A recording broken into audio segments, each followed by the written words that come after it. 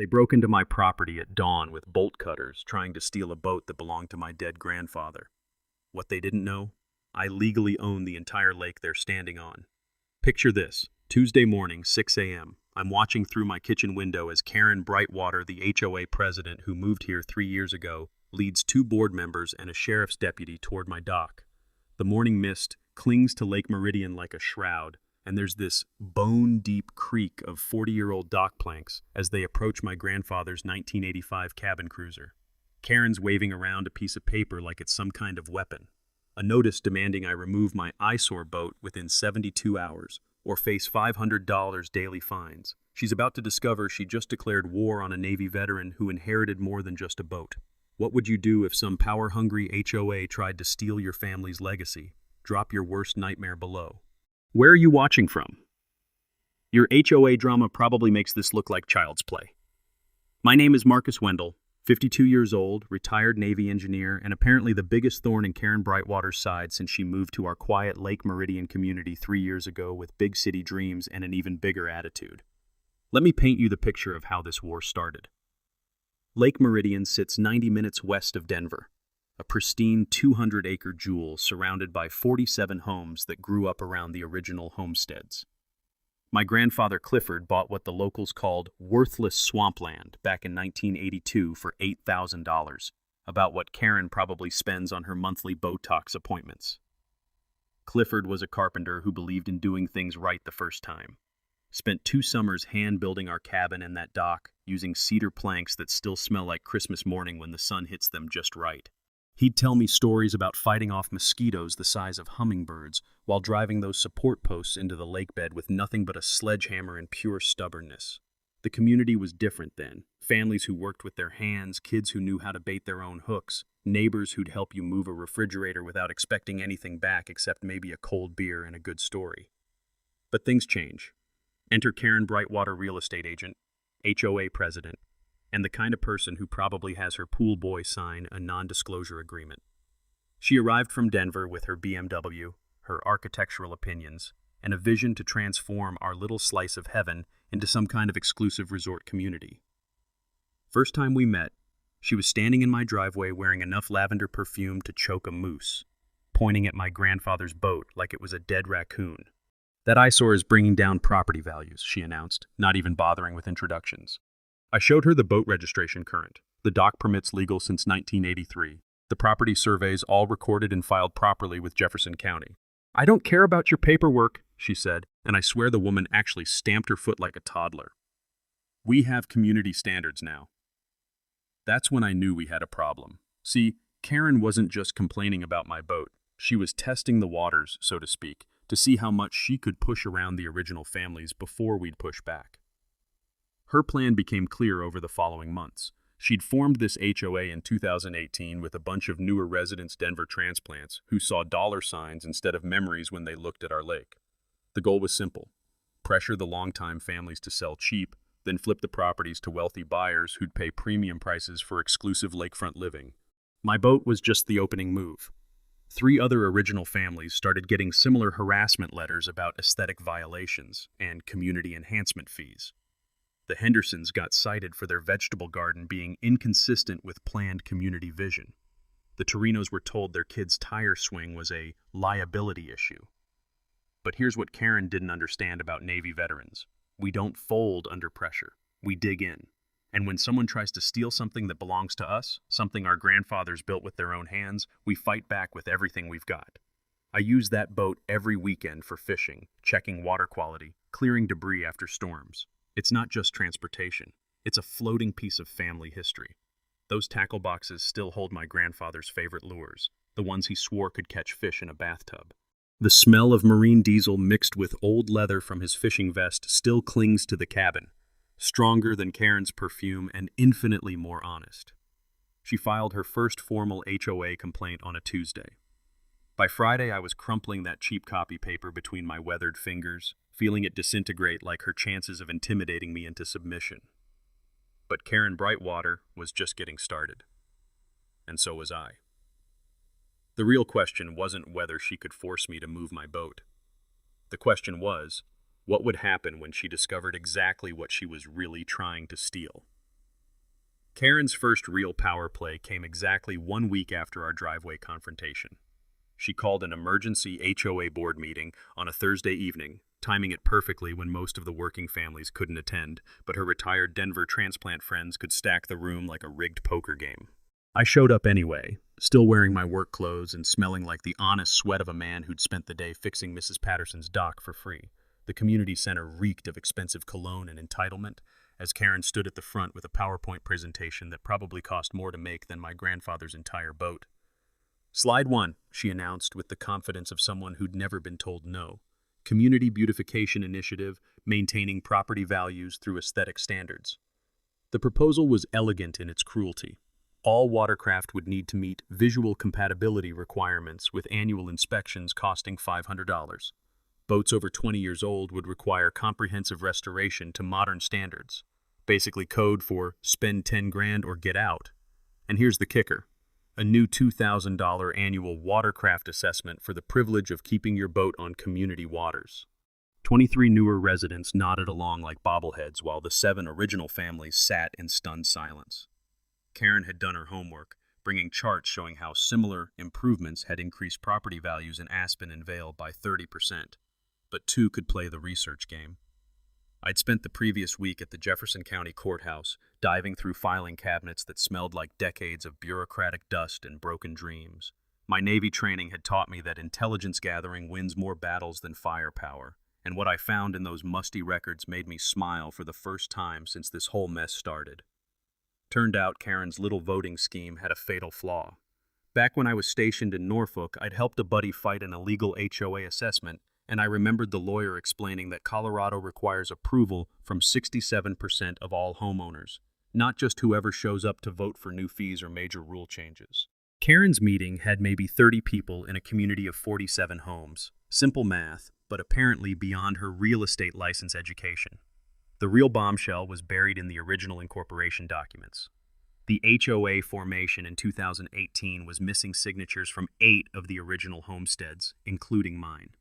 Those signatures weren't just suggestions, they were legal requirements that turned Karen's entire power structure into an expensive house of cards.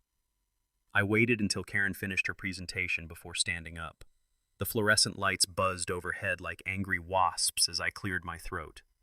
"Ms. Brightwater, I have a question about your legal authority to impose these fees." Her smile faltered just slightly. "The HOA board has full discretionary power over community standards, Mr. Wendell." "Actually, you don't." I pulled out a manila folder thick with photocopied documents. "Your 2018 incorporation is invalid. You're missing required signatures from 15% of original homeowners as mandated by Colorado Revised Statutes 38 to 33.3201. The room went dead quiet except for that buzzing light and the sound of Karen's world starting to crack. Her lawyer, some slick guy she'd brought from Denver, whispered frantically in her ear while flipping through papers like a man looking for a life preserver on a sinking ship.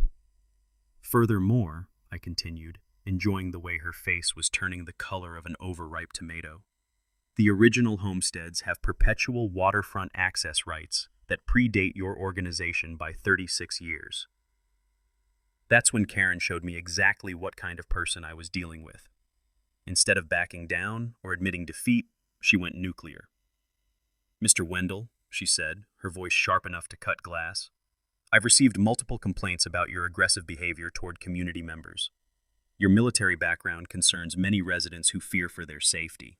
Yet the accusation hit the room like a physical blow. Me? Aggressive? I'd helped half these people move furniture, fixed their plumbing for free, taught their kids to fish. But I could see it working on the newer residents, the subtle poison that maybe the veteran was unstable, dangerous, one bad day away from snapping.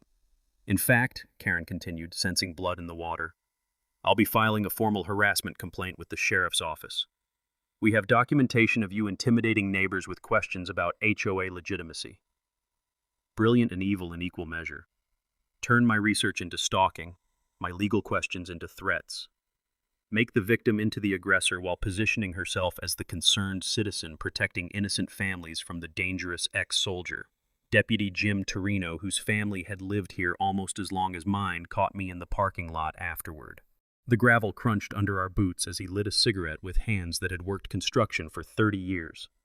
"Watch yourself, Marcus," he said quietly. Karen's got connections downtown, political friends who owe her favors from her real estate deals. As I drove home that night, my headlights cutting through mountain darkness, I found something slipped under my windshield wiper. A note on plain white paper. Check the lake deed. Not everything is what it seems. A friend. The game was just getting interesting. That anonymous note burned in my pocket for 3 days before I worked up the courage to follow its advice. Something about check the lake deed felt like opening Pandora's box. Once you look, there's no going back to blissful ignorance. Karen didn't waste time licking her wounds from the board meeting. Within 48 hours, she'd escalated faster than a fire in an ammunition depot. She organized something called the Lake Meridian Improvement Committee, with a $50,000 budget raised from newer residents who apparently had money to burn on HOA revenge fantasies. The first sign of her new strategy appeared on a Tuesday morning. Private security boats patrolling the lake like we were some kind of drug smuggling operation. 2 guys in matching polo shirts and wraparound sunglasses, circling in a sleek speedboat that probably cost more than most people's cars. They'd idle near my dock for 20 minutes at a time, taking photos and making notes on waterproof clipboards. Then came the signs. Big orange warnings posted around every communal area. No unauthorized watercraft. Violators will be prosecuted.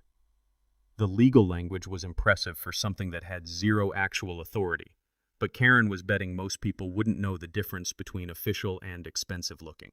I knew I needed professional help, so I followed that mysterious tip and drove to the state archives in Denver. The building smelled like old paper and government coffee, and the clerk who helped me looked like she'd been there since Colorado achieved statehood. "You want the original land surveys from 1981? She asked, peering at me over reading glasses held together with electrical tape. "Those are in the basement vault. Nobody's requested those files in probably 15 years. The manila folders she brought up were thick as phone books and covered in enough dust to make me sneeze. But buried in all that bureaucratic paperwork was a piece of information that made my jaw drop harder than a lead anchor. Back in my Navy days, I'd learned that property disputes often come down to who has the oldest, most accurate documentation. GPS technology has revealed thousands of boundary errors from the pre-satellite era, sometimes shifting property lines by hundreds of feet and costing landowners fortunes they never knew they had. What I found in those archives would have made Karen faint if she'd known. The original 1981 land survey showed Lake Meridian's boundaries were incorrectly recorded in every deed filed after 1983.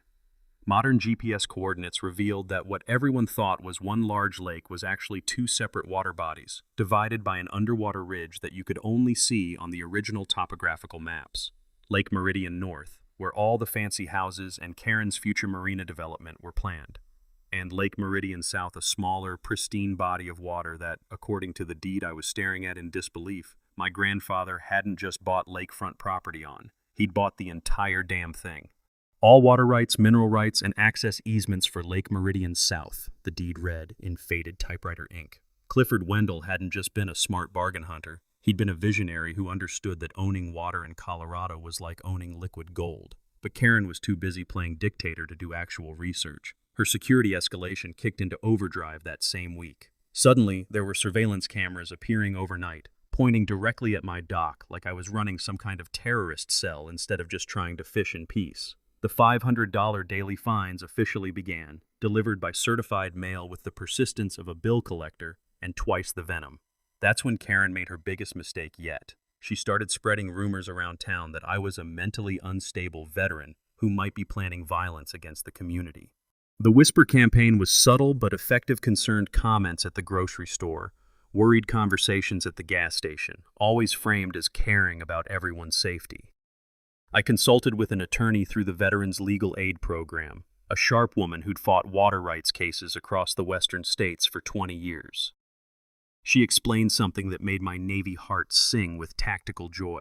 In Colorado and most western states, water rights follow the prior appropriation doctrine, which means the first person to put water to beneficial use has absolute priority over everyone who comes after. First in time, first in right, a principle that traced back to the Gold Rush era and was still rock-solid law today. The attorney confirmed what those dusty archives had revealed. I didn't just own a boat slip or lake access. I owned the lake bed, the water column, and every single recreational usage right for the entire southern section of Lake Meridian. That night, as I sat on my grandfather's dock listening to the gentle lap of water that apparently belonged to me, I could smell diesel fuel contaminating the pristine air. Karen's security boats were leaking fuel into water they had no legal right to patrol, violating both my property rights and probably half a dozen environmental regulations. The crunch of gravel in my driveway interrupted my thoughts. Unmarked cars had been driving by my cabin every hour since the rumors started, and red laser dots from surveying equipment danced across the lake surface like some kind of high-tech light show. Karen thought she was tightening the noose. She had no idea she was walking into a trap 40 years in the making. Karen's next move proved she'd completely lost her mind. On a peaceful Saturday morning while I was hosting a family barbecue for my nephew's birthday, a process server showed up with a restraining order claiming I'd threatened her at the public meeting. Picture this: 12 family members, including 3 kids under 10, watching Uncle Marcus get served legal papers while hamburgers burned on the grill. The server, a kid who looked barely old enough to shave, stammered through his spiel about staying 500 feet away from Karen while my 8-year-old niece asked why the man was trying to arrest me. Maximum humiliation, perfectly timed. Karen had choreographed this like a Broadway production, and I had to admire the pure malice of it even as my blood pressure spiked high enough to power a small city. But if Karen thought she could embarrass me into submission, she'd seriously underestimated what 40 years of dealing with military bureaucracy teaches a man about patience and methodical planning. While she was busy calling Denver TV stations about the troubled veteran terrorizing a peaceful community, I was quietly building the kind of documentation that wins court cases. Every harassment incident got photographed, time-stamped, and GPS coordinated. Every conversation got recorded perfectly legal in Colorado, where only one party needs to consent. Every witness statement got notarized and filed. I'd learned this approach during a property dispute back in my Virginia Beach days, where a neighbor tried to claim our fence was on his land. Turns out judges love defendants who show up with organized evidence instead of angry stories. Documentation beats emotion every single time in legal proceedings. The professional land survey I commissioned revealed something that made Karen's marina dreams even more impossible than she realized. Not only did I own the smaller lake, my property line extended 50 feet into the larger lake where every single dock on the North Shore was built. Those fancy waterfront homes weren't just near my property, they were partially sitting on it. Karen's smear campaign intensified like a propaganda war. She created a Facebook group called Concerned Lake Meridian Residents and started posting carefully cropped photos of my deteriorating boat and property. The pictures made my grandfather's classic cabin cruiser look like something that washed up after a hurricane, and my rustic cabin appear ready for condemnation. She organized safety patrols, basically HOA vigilantes in matching visors who drove past my cabin every hour like some kind of suburban Gestapo.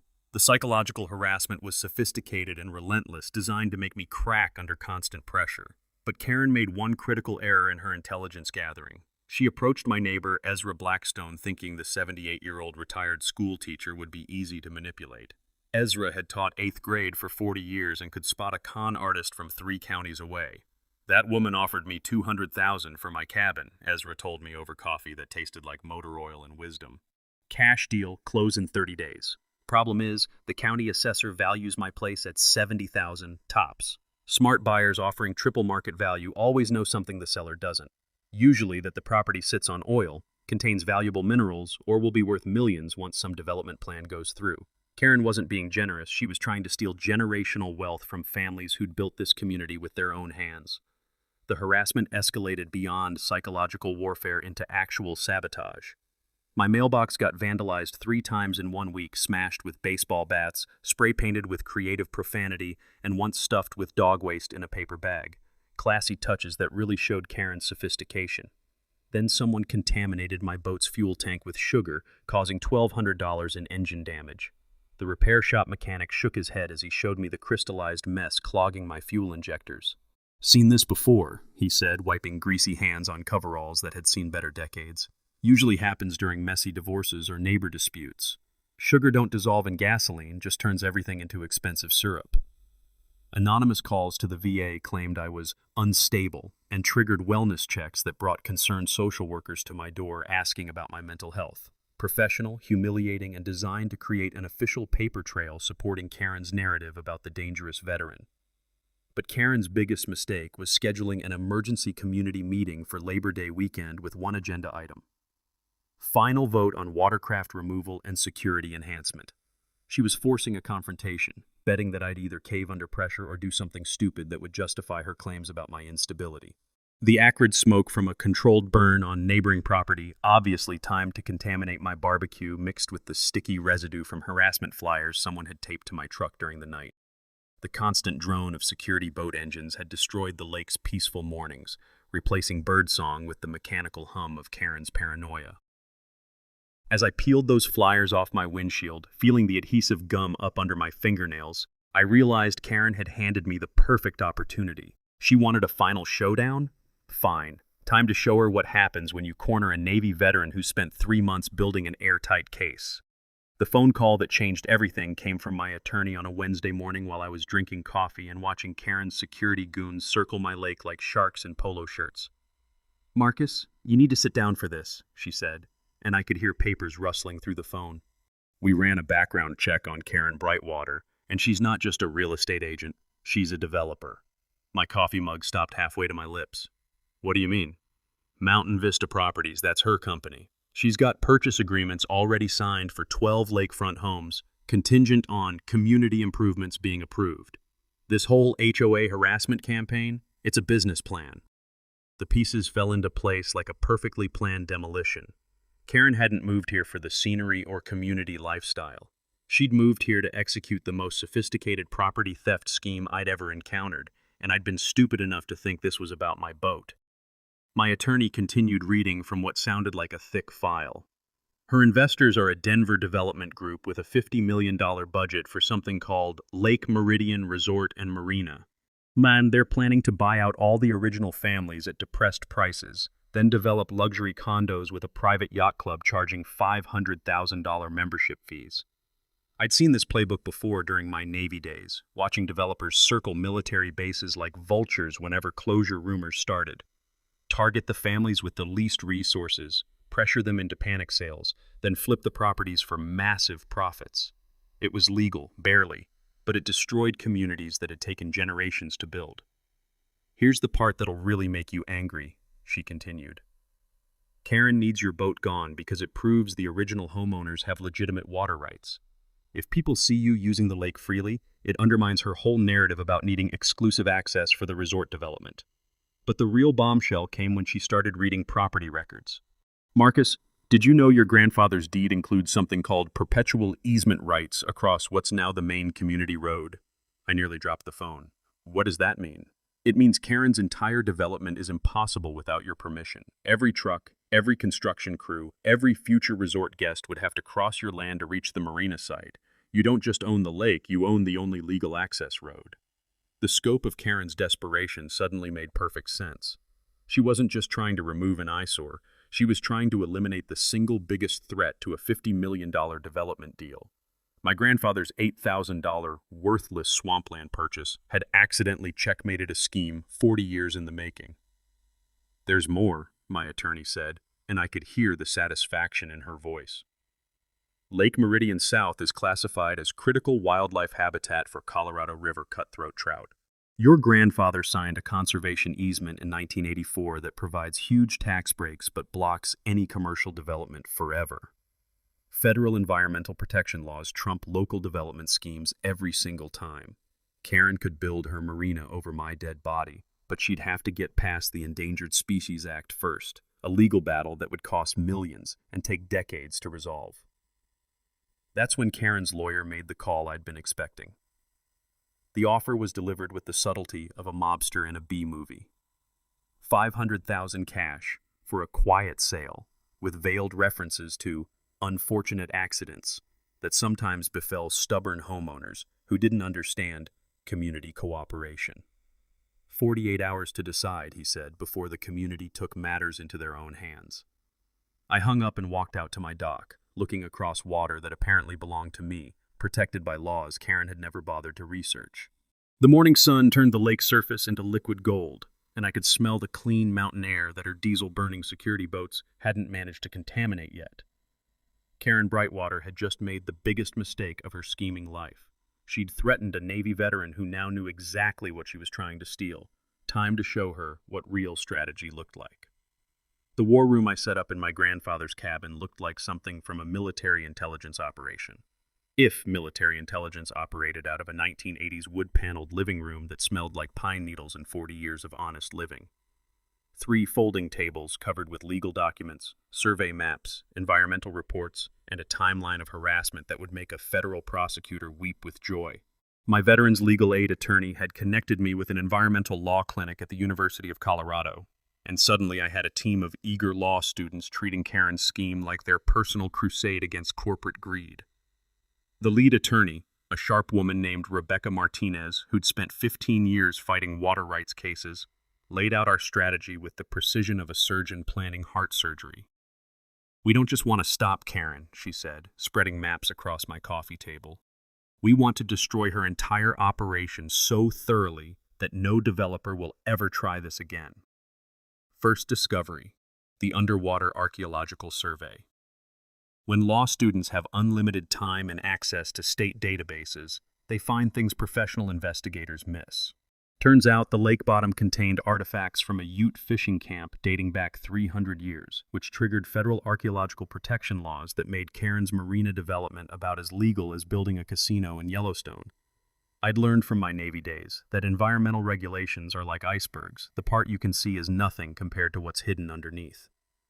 One phone call to the State Historical Preservation Office brought a team of archaeologists who confirmed what the students had found.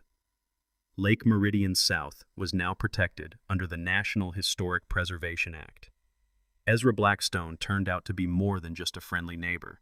The man had been organizing community resistance movements since before Karen was born, and within a week he'd created the Original Families Coalition, 7 households representing 40 years of lake history, each family contributing documentation that proved Karen's systematic harassment campaign. "I've been teaching kids for 40 years, Ezra said, adjusting glasses that had seen more school board meetings than most politicians. "You learn to spot bullies early, and the best way to stop them is to make them face consequences in front of everyone they're trying to impress." Deputy Jim Torino quietly provided something even more valuable than moral support: police report numbers. Every false complaint Karen had filed, every harassment allegation, every wellness check she'd triggered was documented in official records that showed a clear pattern of abuse. When law enforcement starts seeing the same complainant filing reports every week, they get suspicious about motives. The media strategy came together like pieces of a jigsaw puzzle. Rebecca had connections with Denver Post environmental reporters who'd covered similar development scandals across Colorado. These journalists specialized in David versus Goliath stories where small communities fought off corporate predators, and Karen's scheme had all the elements of a Pulitzer Prize-winning investigation. "Local newspapers live for stories like this," Rebecca explained while highlighting key points in a legal brief thick enough to stop bullets. "Environmental destruction, veteran harassment, corporate greed, federal law violations, it's everything readers love to hate." The technical documentation phase revealed the scope of Karen's environmental crimes. Water quality tests I'd commissioned showed her security boats had leaked enough fuel to violate the Clean Water Act in 17 different ways. Every patrol created measurable petroleum contamination that could trigger EPA enforcement actions carrying $25,000 daily penalties. I discovered during my own research that any citizen can request EPA water quality violation records for any waterway in America through the Freedom of Information Act. The database search revealed that Lake Meridian had 0 violations until Karen's boats started their patrols, creating a before and after timeline that would make environmental prosecutors dance with joy. GPS coordinates proved Karen's orange warning signs were posted on federal conservation land, making her No Unauthorized Watercraft campaign an illegal occupation of protected habitat. The irony was beautiful. While threatening to have me arrested for trespassing, she'd been committing actual federal crimes every day for 3 months. Financial warfare required different weapons. My attorney calculated damages that made my eyes water. $50,000 in harassment costs, $2.5 million in lost property value from her defamation campaign, plus environmental cleanup costs that could reach 6 figures. Karen's Mountain Vista Properties was about to face lawsuits that would make her $50 million development fund disappear faster than morning mist. The Colorado Real Estate Commission complaint was my personal favorite. Real estate agents can lose their licenses for undisclosed conflicts of interest, and Karen had been negotiating home purchases while simultaneously harassing the same homeowners through her HOA position. Professional ethics violations that would end her career even if she beat the criminal charges. The evidence compilation filled 3 banker's boxes with 847 photographs, 23 hours of legal audio recordings, and financial records proving Karen's company had pre-purchased development permits before she'd even moved to our community.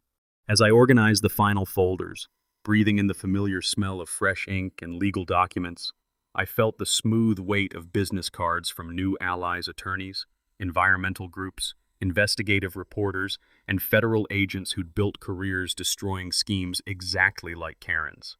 The trap was set. Now I just had to wait for her to walk into it. Karen's desperation hit a whole new level when she realized her Labor Day deadline was approaching and I wasn't backing down. Desperate people make stupid mistakes, and Karen was about to make enough mistakes to fill a federal indictment. The first sign came at 3 a.m. on a Tuesday, when my new infrared security cameras caught 3 figures dumping motor oil near my dock. The night vision footage was clear as day, Karen herself along with 2 HOA board members, pouring automotive waste into pristine lake water while wearing dark clothing like some kind of suburban eco-terrorist cell. I'd installed those cameras after learning a hard lesson during my Norfolk days. Always document everything when dealing with people who think rules don't apply to them. The infrared system captured not just their faces but the license plate of Karen's BMW as they fled the scene like guilty teenagers after a prank gone wrong.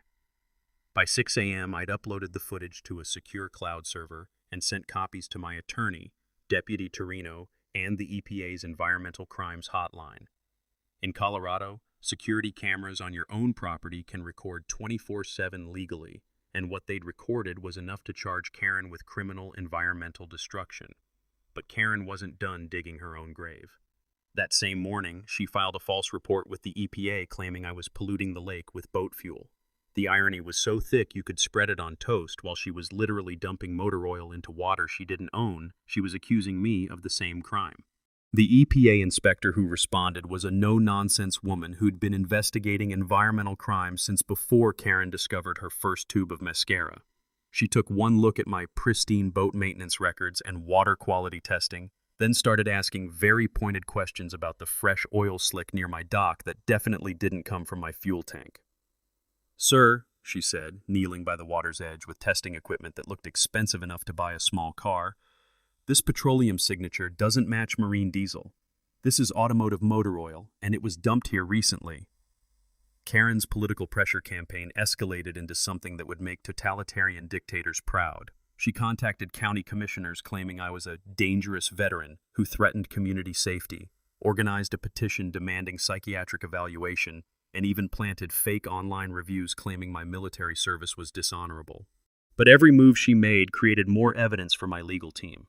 The fake reviews violated federal laws about defaming veterans. The psychiatric evaluation demand could be considered harassment under Colorado disability rights statutes, and the county commissioners started getting suspicious when the same woman kept filing complaints about the same man every week.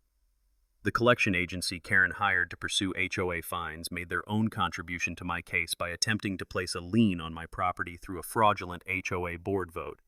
Problem was, you can't lien property that isn't subject to HOA authority, and the attempt created a paper trail of intentional property theft that would make prosecutors smile.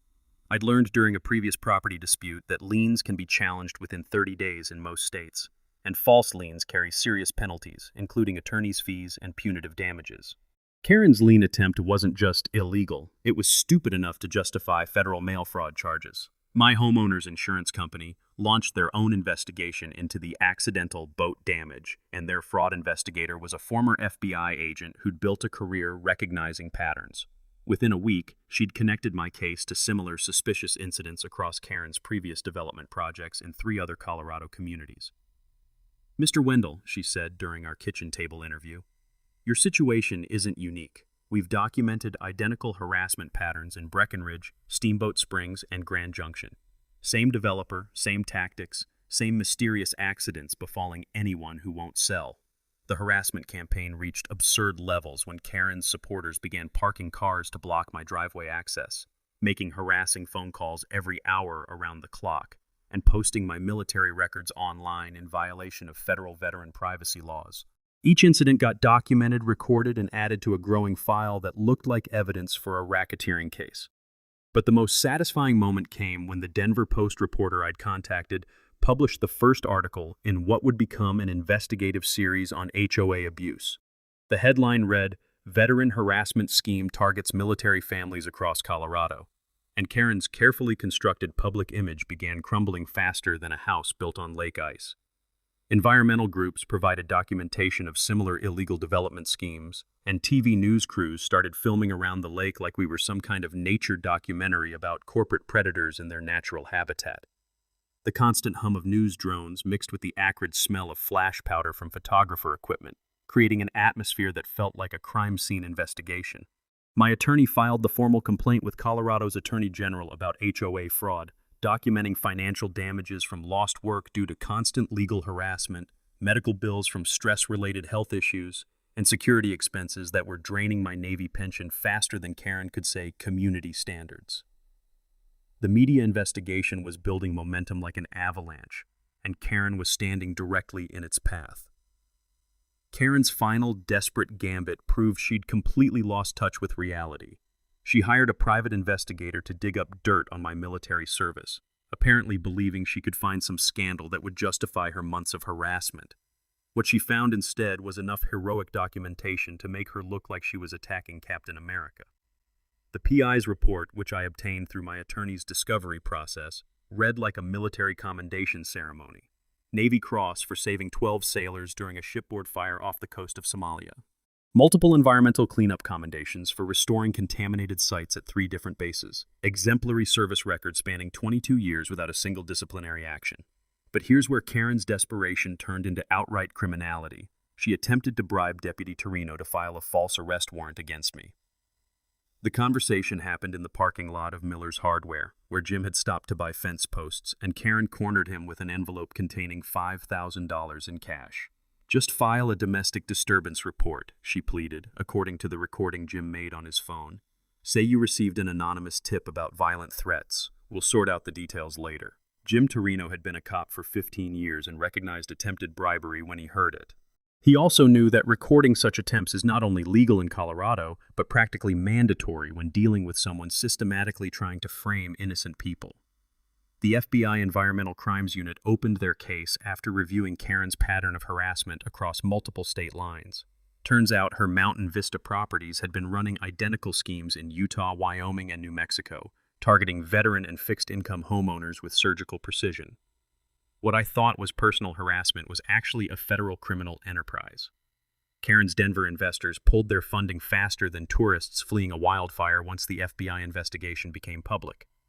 $50 million in development money evaporated overnight when newspaper headlines started reading "Federal Investigation into Veteran Harassment Scheme" and "Environmental Crimes Linked to Development Fraud." Smart money runs when federal agents start asking questions, and Karen's carefully constructed house of cards collapsed with the dramatic flair of a controlled demolition. 2 HOA board members resigned, citing ethical concerns about Karen's methods, which was politician speak for, "We're jumping off this sinking ship before the FBI interviews reach us." When board members start abandoning ship, the scheme is usually beyond salvage. The whistleblower who brought down Karen's entire operation turned out to be her own assistant, a young woman named Sarah, who'd been documenting Karen's illegal activities for months while secretly cooperating with federal investigators. Sarah provided recordings of Karen admitting to environmental vandalism, property fraud, and conspiracy to harass veterans. "She told me to frame you for environmental violations," Sarah testified during the deposition that would eventually send Karen to federal prison. "She wanted to plant evidence of fuel leaks near your dock, then call the EPA to report you. When I refused, she threatened to fire me and ruin my real estate career." The national media picked up the story with the enthusiasm of sharks sensing blood in the water. HOA Harassment of War Hero became a cable news sensation, complete with environmental groups organizing a Save Lake Meridian campaign that attracted supporters from across the country. My GoFundMe for legal expenses raised $75,000 in 48 hours from people who'd suffered similar HOA abuse. Karen's alliance crumbled like a sandcastle at high tide. The private security company stopped patrolling after learning they'd been operating without proper permits on protected federal land. The collection agency backed off when they realized the liens they'd filed were fraudulent. Even Karen's Denver lawyer quietly withdrew from the case after reviewing the mountain of evidence against his client. In her final act of desperation, Karen confronted me at Miller's Hardware, the same place where she'd tried bribing Deputy Torino. She was waiting by my truck when I came out with a load of dock repair materials, her face twisted with the kind of rage that comes from watching $50 million in dreams turn into federal felony charges. "This is all your fault," she screamed loud enough for half the town to hear. "You could have just moved your stupid boat, but you had to ruin everything." 3 store customers and the parking lot security camera captured her threatening me with physical violence, promising that I'd regret destroying her life, and warning that accidents happen to people who don't know when to quit. That night, someone spray-painted "Traitor" across my truck in letters big enough to read from space. The store's security footage showed Karen's BMW arriving at 2 a.m. and leaving 5 minutes later, providing enough evidence for vandalism charges that would violate the conditions of her bail.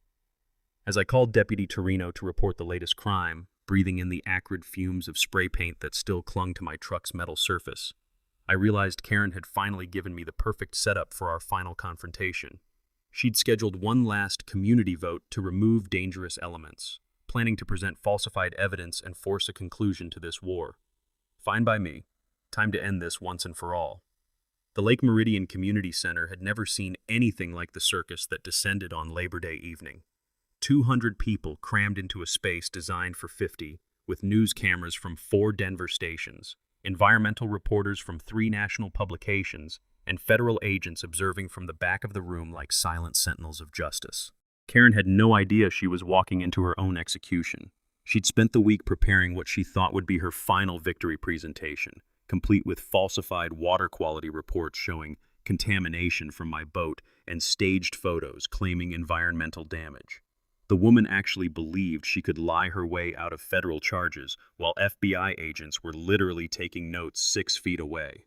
I sat in the front row with my legal team, watching Karen set up her PowerPoint presentation with the confidence of someone who'd never faced real consequences for anything in her privileged life. The projector screen flickered to life with her opening slide. "Protecting our community, final actions against environmental threats."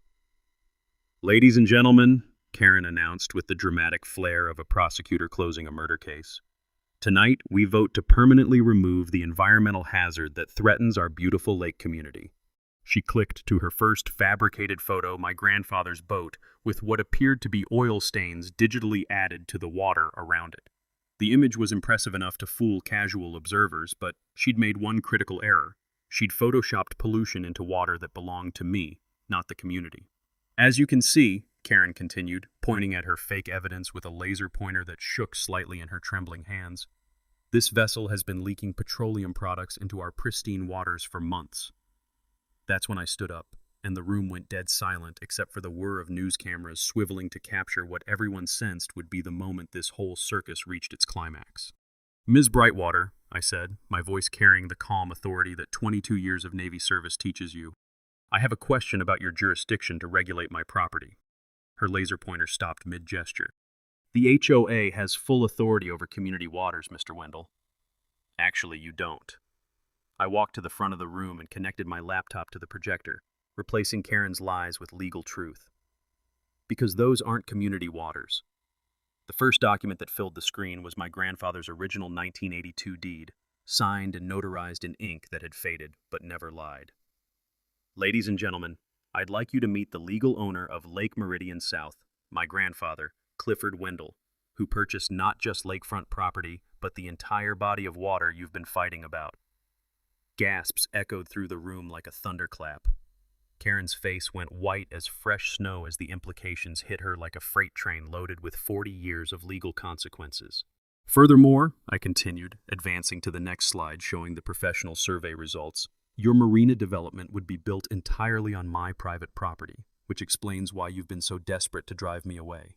The room erupted in confused chatter as people realized they'd been watching Karen try to steal millions of dollars in lakefront property through an elaborate HOA harassment scheme. News cameras captured every moment of her world collapsing in real time. "That's impossible!" Karen shrieked, abandoning all pretense of professional composure. "Those documents are fabricated by a veteran conspiracy."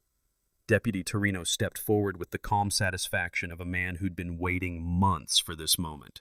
"Ms. Brightwater, you're under arrest for attempted bribery of a law enforcement officer, environmental crimes, and conspiracy to commit fraud." The handcuffs clicking shut around Karen's wrists provided the most satisfying sound I'd heard since my discharge ceremony. But the real mic drop moment came when the EPA agent stood up and announced the criminal investigation into her development company. Mountain Vista Properties is under federal investigation for environmental fraud, veteran harassment, and racketeering across 4 states, Agent Martinez declared while Karen struggled against handcuffs that weren't budging. "We've documented a pattern of targeting military families and fixed-income homeowners through systematic HOA abuse." The FBI agent joined the party by serving warrants for Karen's financial records related to the harassment scheme. Turns out federal agencies had been building a comprehensive case that would likely result in 5 to 10 years of federal prison time. But my favorite moment came when I made my final announcement. "I'm offering to sell lake access easements to legitimate community members for $1 each, and I'm establishing the Clifford Wendell Memorial Wildlife Preserve to protect this lake forever." The standing ovation from original families and sympathetic newer residents drowned out Karen's screaming protests as news cameras captured her perp walk through a crowd of people she'd spent months terrorizing.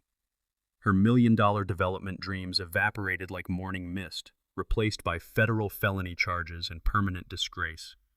Environmental groups announced Lake Meridian as a model for community-led conservation, while the Denver Post reporter told me her investigation series was being submitted for a Pulitzer Prize.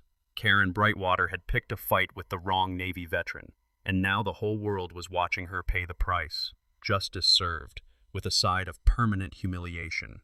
6 months later, I'm sitting on my grandfather's dock watching the sunrise paint Lake Meridian in shades of gold and possibility, breathing air that no longer reeks of diesel fuel from harassment patrol boats.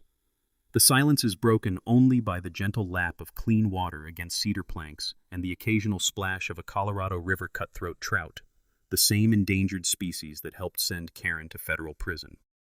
Karen Brightwater pled guilty to 17 federal charges and received 18 months in federal prison plus $200,000 in restitution. Her real estate license was permanently revoked, and Mountain Vista Properties dissolved in bankruptcy after facing lawsuits from investors who'd lost $50 million backing her fraudulent schemes. The harassment lawsuit I filed against her settled for $1.2 million money that bought me peace of mind and funded something even better.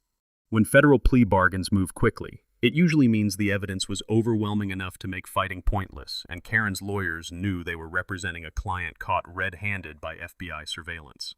The new HOA board, elected from a mix of original families and reasonable newer residents, operates under bylaws that require transparency, fairness, and actual legal authority before making decisions. Property values increased 40% after Lake Meridian received Colorado's first Community Protected Watershed designation, proving that conservation can be more profitable than destruction. I used the settlement money to restore my grandfather's cabin into a family retreat that honors his memory while serving the community he loved. The University of Colorado established a lake ecology research station in partnership with our community, providing ongoing environmental monitoring at no cost while giving graduate students hands-on experience protecting pristine ecosystems. Lake Meridian now serves as a model for 15 other communities fighting similar development pressure across Colorado and neighboring states. My grandfather's $8,000 investment in worthless swampland became the cornerstone of a conservation movement that protects thousands of acres from corporate predators who mistake rural communities for easy targets. The Governor's Environmental Protection Award sits on my mantle next to my grandfather's fishing photos, a reminder that sometimes the best way to honor the past is to protect the future. Original families saw their property values soar thanks to permanent conservation protection, while the Veteran Property Rights Legal Fund I established helps other harassment victims fight back against HOA abuse. Karen's spectacular downfall became a cautionary tale that inspired Colorado's legislature to pass the HOA Reform Act, requiring independent oversight of harassment complaints and criminal penalties for systematic intimidation. Individual cases often spark broader legal reforms when they expose systemic problems, and Karen's federal prosecution sent a message to developers across the West that targeting veterans carries serious consequences. The first annual Lake Meridian Conservation Festival attracted 2,000 visitors who came to celebrate community-led environmental protection while enjoying fishing, hiking, and educational programs. My grandfather's boat, Persistence, serves as the festival centerpiece, transformed from Karen's eyesore into a symbol of how ordinary people can defeat corporate schemes through determination and legal preparation. Environmental festivals generate significant tourism revenue for rural communities while educating visitors about conservation success stories, proving that protecting nature can be both morally right and economically smart. Local businesses reported their best sales in decades during festival weekend, with visitors praising the pristine lake and the community that fought to preserve it. Teaching weekend workshops on knowing your property rights has become my retirement passion project, helping other homeowners understand what they actually own before HOA bullies try to steal it. Knowledge sharing creates lasting positive change by preventing future victims, and every property owner who successfully defends their rights makes the next Karen think twice about targeting rural communities. The peace I've found through environmental education and community service feels like the reward my grandfather would have wanted, his worthless swampland purchase, protecting not just our family's legacy, but an entire ecosystem for generations who'll never know Karen Brightwater's name. Last week, I received a letter from a veteran in Montana whose HOA is trying to steal his solar panels through bogus aesthetic violations. Some people never learn, but that's fine by me. Time to make another phone call. What's your worst HOA nightmare? Drop it in the comments. Your story might be next. And we love seeing justice served to petty tyrants who forget that Americans don't surrender family property without a fight. Hit subscribe if you enjoyed watching Karen get exactly what she deserved. We've got plenty more stories where David beats Goliath, and trust me, the next one's even better. Thanks for hanging out with us on HOA Stories, where the HOA Karens meet their match. If this story had you cheering or cringing, go ahead and like the video. Drop a comment with your reaction, and hit subscribe so you're ready for the next wild HOA tale.